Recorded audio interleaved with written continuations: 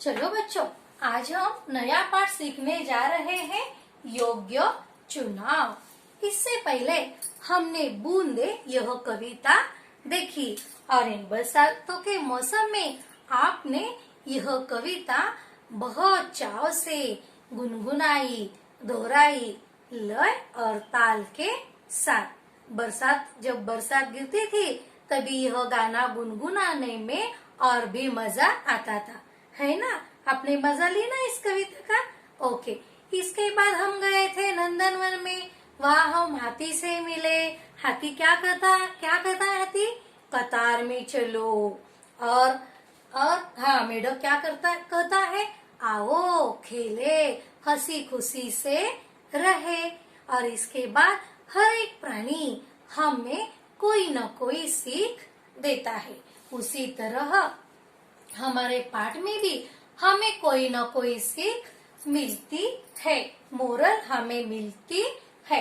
तो इसमें यह जो पाठ है, यह पाठ में की जो कथा है, यह कथा लिखी है सुधा शर्मा। इन्होंने इस पाठ में क्या हमें सीख दी है, यह हम पाठ पढ़ते पढ़ते देखेंगे।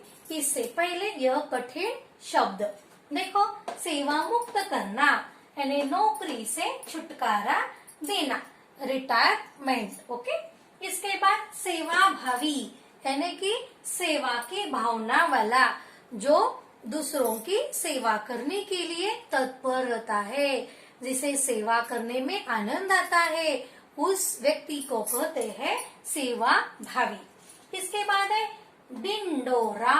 डिंडोरा यानी मुनादी, डुग्गी यह इंस्ट्रूमेंट का नाम है। इसके बाद है चाह यानी इच्छा, आप बड़े होकर अच्छा इंसान बनो, यह अपने माता पिताजी की चाह होती है, इच्छा होती है। इसके बाद कीचड़ से सने यानी कीचड़ से लगे हुए, आप जब स्कूल में जाते हो या खेलने जाते हो तो आप कीचड़ अपने कपड़ों पर, अपने हाथ पर, अपने पैर पर लगा कर आते हो ना, तो उसे कहते हैं कीचड़ से सने हुए। तो यह पाठ हम पढ़ते पढ़ते देखेंगे। इससे पहले इस पाठ में यह कथा, इसमें क्या है यह मैं आपको इसका अल्प सा परिचय देती हूँ। ओके, शॉर्ट में मैं आपको स्टोरी बताती हूँ।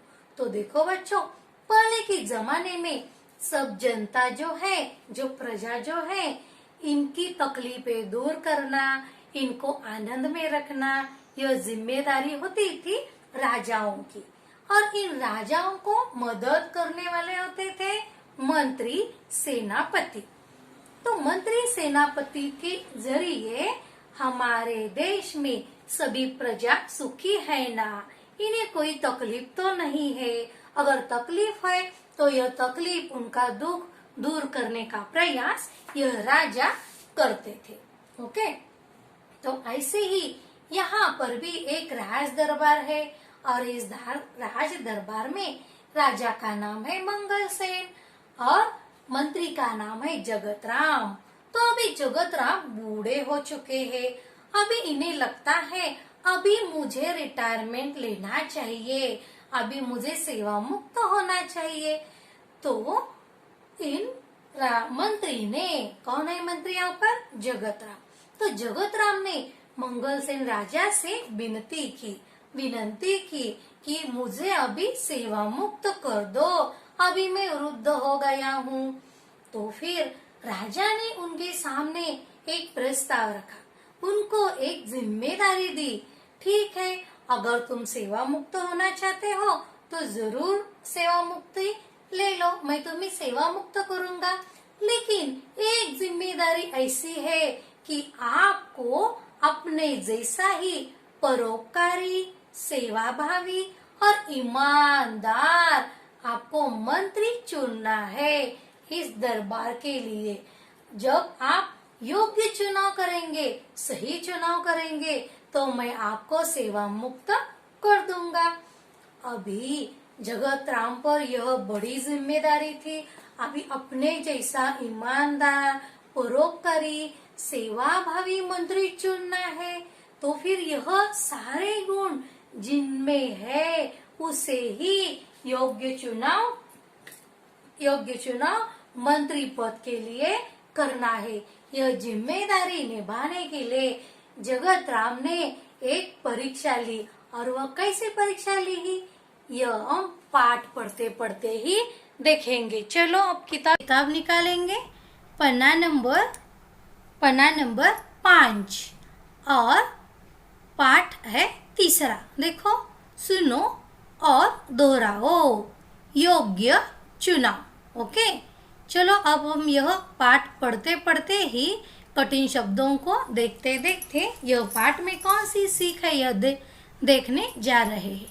देखो, राजा मंगल सेन के मंत्री जगत राम बूढ़े हो चुके थे। अभी यह जो मंत्री थे यह बूढ़े हो चुके थे, बूढ़े यानी वृद्ध हो चुके थे। उन्होंने राजा से स्वयं को सेवा मुक्त करने की विनती की। राजा मंगल सेन ने कहा, देखो जो वाक्य कहे गए हैं जैसे कि तैसे लिखे हैं, यह वाक्य ऐसे दोहरी अवतरण चिन्ह में लिखे जाते हैं। देखो यहाँ पर है, और यह वाक्य जहाँ समाप्त होता है यहाँ पर ऐसे चिन्ह लगाते हैं। आप पहले अपने जैसे सेवा भावी, देखो यहाँ अल्प विराम है जो मैं थोड़ा सा पॉज लेती हूँ। सेवा भावी, परोपकारी और ईमानदार मंत्री का चुनाव कर लीजिए, तभी आपको सेवा मुक्त किया जा सकता है। ठीक है, समझ में आया? आगे जगत राम ने आदेश दिया, राज्य में डिंडोरा पिटवा दो कि राज्य के नए मंत्री का चयन अगले गुरुवार को किया जाएगा। देखो, डिंडोरा पिटवाना यानी कि पहिले चॉईस होतं की नाही, दवंडी पिटवणे, डिंडोरा म्हणजे दवंडी पिटवणे। तो देखो, पहले जो भी बातें हम जनता को बताना चाहते थे तो डिंडोरा पीट कर बताया जाता था। गांव-गांव में यह डुग्गी यह पीटा जाता था। 2 लोगों के जरिए बड़े आवाज़ों में यहाँ पर डिक्लेयर किया जाता था। अभी यह सारे बताने के लिए टीवी है और क्या है, न्यूज़पेपर है, तुम्हारा व्हाट्सएप ग्रुप है ना। तो पहले के ज़माने में यह सारे बातें नहीं थी, तो डिंडोरा पिटवा कर ही यहाँ पर जो भी कुछ कहना है वह कहा जाता था। तो फिर यहाँ पर डिंडोरा पिटवा दिया गया कि अगले गुरुवार को नए मंत्री का चयन होगा, यानी चुनाव होगा। ओके, चयन यानी चुनाव। आगे देखो, इस पद के इच्छुक 11 बजे राज दरबार में पहुँचे। तो इस पद के लिए यानी कि जो मंत्री होना चाहते हैं वह कितने बजे आए राज दरबार में? 11 बजे, 11 यानी 11 वाजता, 11 बजे दरबार में पहुँचे। हरकारे गांव-गांव डिंडोरा पीटने लगे। हरकारे यानी दूध, डाकिए। अभी डाकिए है ना, तो पहले के ज़माने में यही दूध जो थे इन्हें हरकारे कहते हैं। तो यह डिंडोरा पिटवा कर यह न्यूज़ सारे गांव में फैला दिया करते थे। हरकारे गांव-गांव डिंडोरा पीटने लगे। देखो आगे क्या हुआ? चयन वाले ने चुनाव वाले दिन राज दरबार की ओर जाने वाले मार्ग पर सुबह से ही नवयुवकों की भीड़ लग गई थी। नवयुवक यानी जो अभी इस मंत्री पद के लिए अभी इच्छुक है, जो अभी अभी युवक है, वृद्ध नहीं है, जो नौकरी करना चाहते हैं। ओके, ऐसे कितने थे? सैकड़ों की संख्या में युवक दरबार की ओर जा रहे थे। ओके, सैकड़ों थे, आगे यानी कि 100 से भी ज़्यादा। इसी रास्ते पर एक तरफ एक वृद्ध हताश सा बैठा था। हताश यानी कि वह एक चिंता में बैठा हुआ था। उस पर कोई प्रॉब्लम आया हुआ था, उसे कोई समस्या आई हुई थी और इस समस्या से वह हताश हुआ था। ओके। उसकी बैलगाड़ी का एक पहिया रास्ते के किनारे कीचड़ में फंस गया था। उसको क्या समस्या आई हुई थी? हाँ, उसकी गाड़ी का एक पहिया जो था वह कीचड़ में फंसा हुआ था, अटक गया था। वृद्ध ने कई बार पहिया कीचड़ से निकालने की कोशिश की पर असफल रहा और इसलिए वह हताश हो गया था। ठीक है, देखो उसका पहिया निकालने का उसने बहुत प्रयास किया, उसने कोशिश की, लेकिन उसे सफलता नहीं मिली और इसलिए वो हताश होकर बैठ गया था, हताश हुआ था, नाराज हुआ था।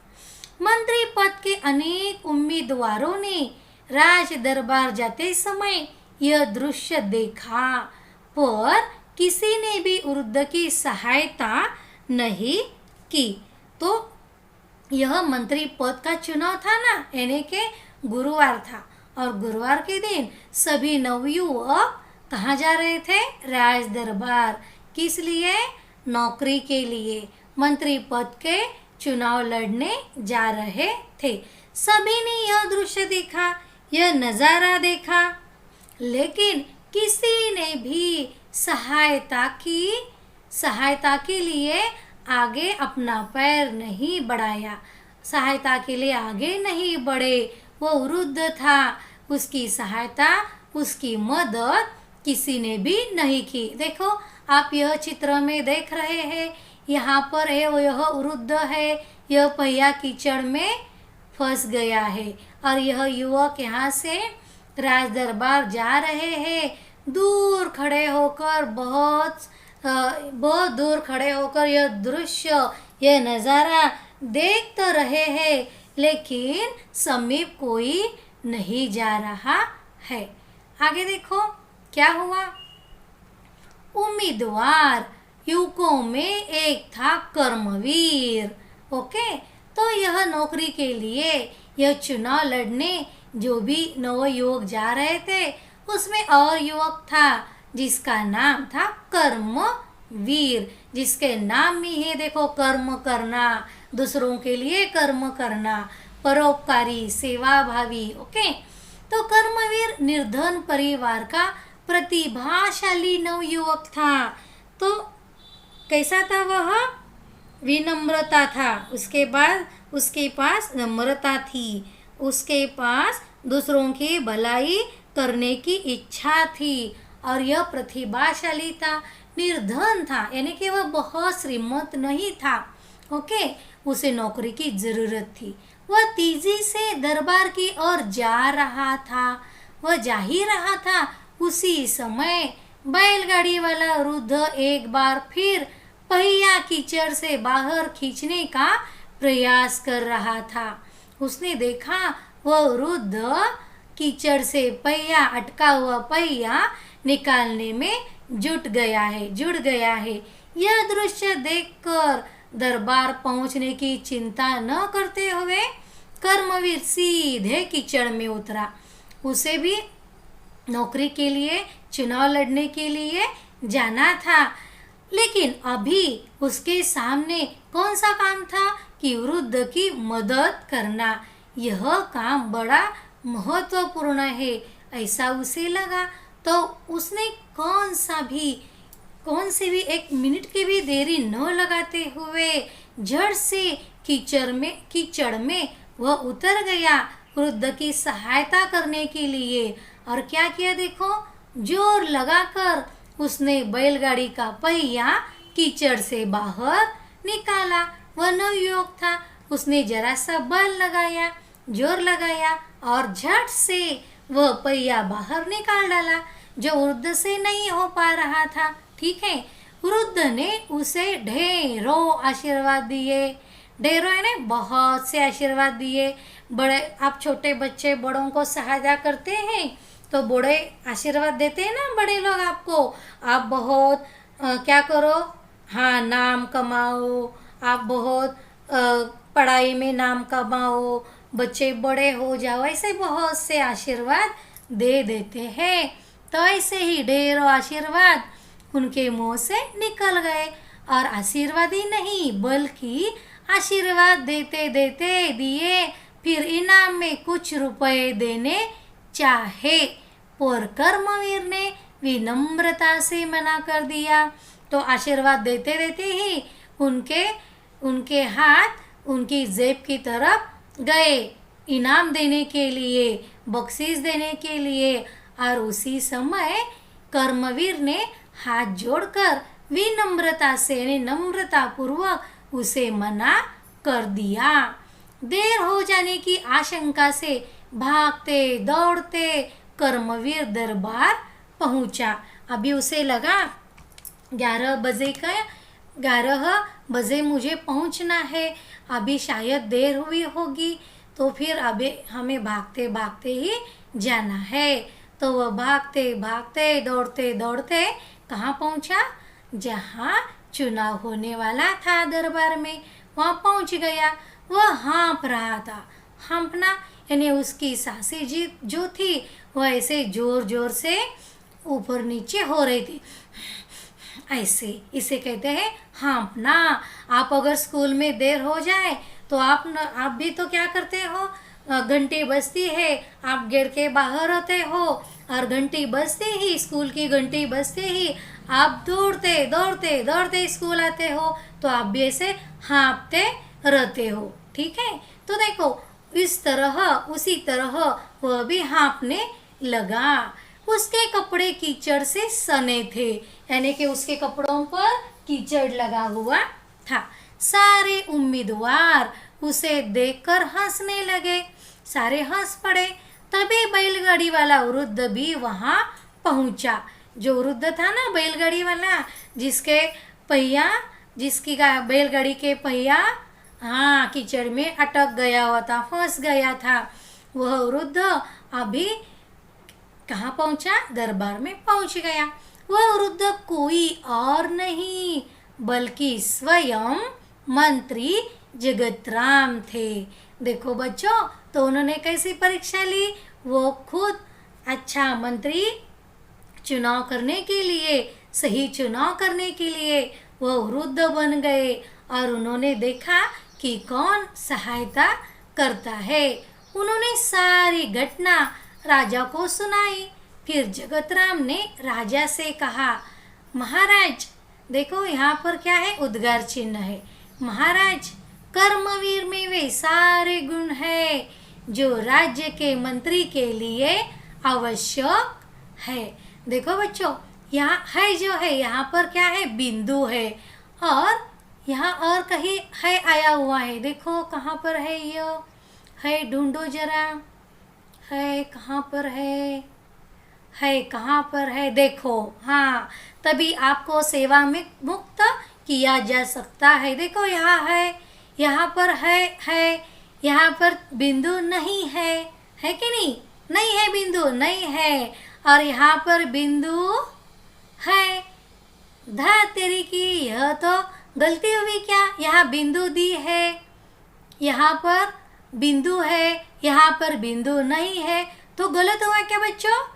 नहीं बच्चों, यह गलत नहीं है। तो आपको यह भी ध्यान में रखना है, यहाँ पर बहुवचन है, सारे गुण बहुवचन है, तो इसके लिए है ऐसा लिखा गया है बहुवचन में, तो यहाँ पर बिंदु होता है, और यहाँ पर है एक वचन है, तो इसमें बिंदु नहीं है। समझ गए? ओके, चलो, सारे गुण मंत्री के लिए जो आवश्यक है वो किस में है? कर्मवीर में है। तो यह किसने कहा? जगतराम ने कहा। सारी बातें जानकर राजा मंगल सेन बहुत प्रसन्न हुए, उन्हें आनंद हुआ, प्रसन्न हुए वे। उन्होंने कहा, जो सामान्य आदमी की पीड़ा से दुखी होता है, उसे दूर करने का प्रयास करता है, वही राज्य के ऊंचे पद पर बैठने का अधिकारी होता है। तो देखो, मंत्री जगतराम ने बड़ी चतुराई से परीक्षा ली थी। किसके लिए? योग्य व्यक्ति चुनाव करने के लिए। तो जगत राम जी ने योग्य व्यक्ति का चुनाव किया है। आज से कर्मवीर राज्य के नए मंत्री होंगे। तो इस तरह इस पद के लिए जो मंत्री चुना गया उसमें मंत्री बनने के लिए सारे आवश्यक गुण कर्मवीर में थे और इसलिए जगत राम ने जो किया है योग्य चुनाव। समझ गए आप? हमें भी ऐसे योग्य चुनाव करना चाहिए। ओके, तो आपको यह पाठ पढ़ना है और यह चित्र वर्णन भी